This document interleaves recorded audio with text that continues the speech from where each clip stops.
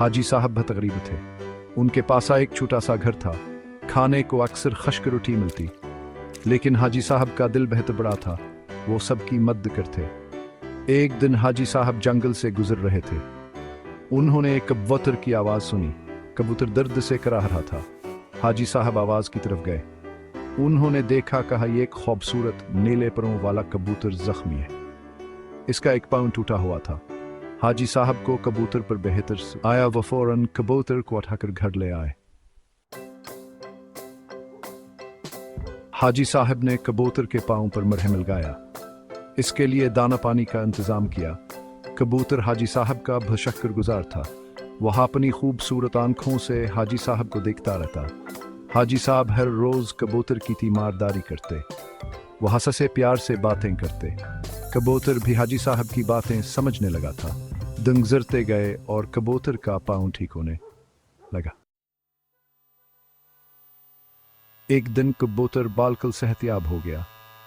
हाजी साहब बहुत खुश थे। उन्होंने कबूतर को आज़ाद करने का फैसला किया। वो कबूतर को लेकर घर से बाहर आए। हाजी साहब ने प्यार से कबूतर को आड़ने का कहा। कबूतर ने एक बार हाजी साहब के गिर्द चक्कर लगाया, जैसे वाहन का शकरी अदा कर रहा हो। फिर वह आसमान के बंदियों में अड़ गया। हाजी साहब कबूतर को जाते हुए देखते। इसी रात हाजी साहब को एक ख्वाब आया। ख्वाब में वही नीला कबूतर आया।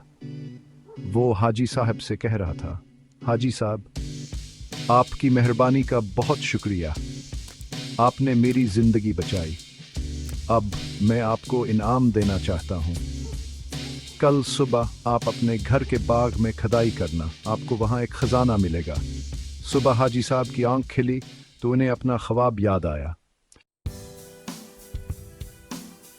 हाजी साहब हैरान भी थे और खुश भी।